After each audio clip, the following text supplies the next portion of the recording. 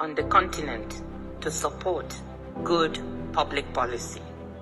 Please put your minds to this problem. It's alive today. My second example has to do with a very specific one in my country, the cleanup of the fuel subsidy regime in 2012 during my second stint as finance minister. Nigeria has a fiscally challenging fuel subsidy regime. The country exports crude oil and imports most of its refined needs because its refineries are in very bad shape, and provides a subsidy for the sales of refined oil at the pump. At the end of 2011, a total of 1.73 trillion naira, US $11 billion equivalent, was submitted as claims for subsidies by 143 marketers who were importing the product. These numbers seemed horrendously large compared to what I had last seen when I was in government in 2006, which was closer to $2 billion in subsidy. So we decided to audit these claims. We audited about $8.4 billion worth of claims, and we found $2.5 billion worth of fraud in these claims, i.e., many of these marketers were trying to claim $2.5 billion fraudulently. With the full backing of the president and the economic team, we decided that we were not going to entertain these claims or to pay.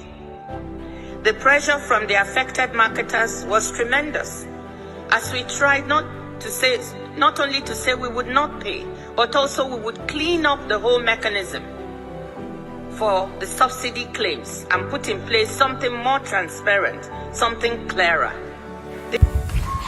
Is a problem because the process is not being followed. It has become a problem. Education is not qualification. Performance is not even ability. Because subsidy is gone. Hey! When they sing that song, as they paint them, they sweet us, as they sweet us, they paint them, I don't really know the meaning. Until yesterday, when I buy fuel 600 naira per liter. I buy fuel 15,000 naira. I don't know where it enter for inside car. 15,000 naira. I don't know where it enter.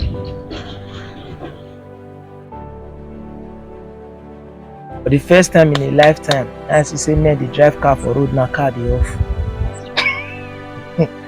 As if say the 4 gauge not they work. 4 gauge they work.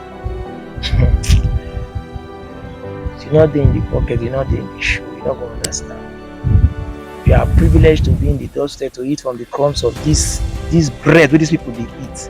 You're not going to still understand. You will feel like, see, we just want to talk or we want to.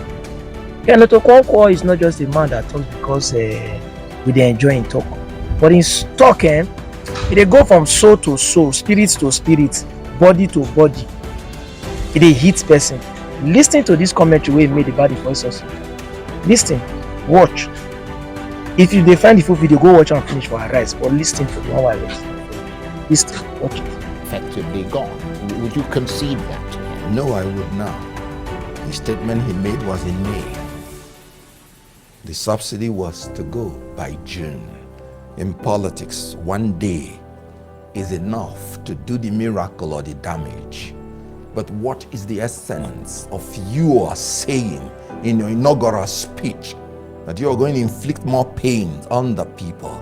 He said he was going to lead. Leadership is defined as the ability to influence people through inspiration, not intimidation or manipulation. That was a demonstration of arrogance of power, not humility of purpose. Now, when you are a leader, what is your purpose? Is it to inflict more pains on the people? No. And you have to be humble about it, especially when the problem emanated from the incompetence and dishonesty of leaders, not from the complicity of the people. Now, let me start by saying, so that you do not misinterpret me as ever supporting anything about oil fuel subsidy. If there is anything that irritates me to my bones, is the issue of subsidy. I wouldn't have voted for anybody who said he was going to maintain oil subsidy. And I'm very serious about that. What is the wisdom in an oil producing country paying more than 7 trillion to foreign countries to refine your oil and send it back to you? You paying their shipping line, you building their refineries abroad, when you have your 4 refineries already built. So you support his move? No, listen to me. Right.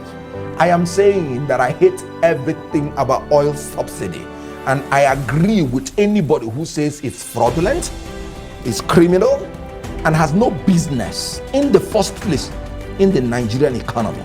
Like I said, Well, that's why he removed it. no, we should be as careful in coming out of oil subsidy as we were careless in going into it.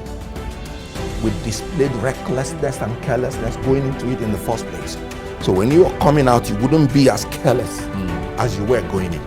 So what I'm saying is, when you want to remove it, there are 2 fundamental bases, and I talk now as an economist, that you must fulfill in order to make sure that you don't destroy the economy before building it post-oil subsidy. And the 2 basic econometrics that you must achieve: you must saturate the system with fuel, and you must ensure there is no monopoly. When you saturate the system with fuel, elementary economics will teach you that when supply is excess, it maintains a cap on the price.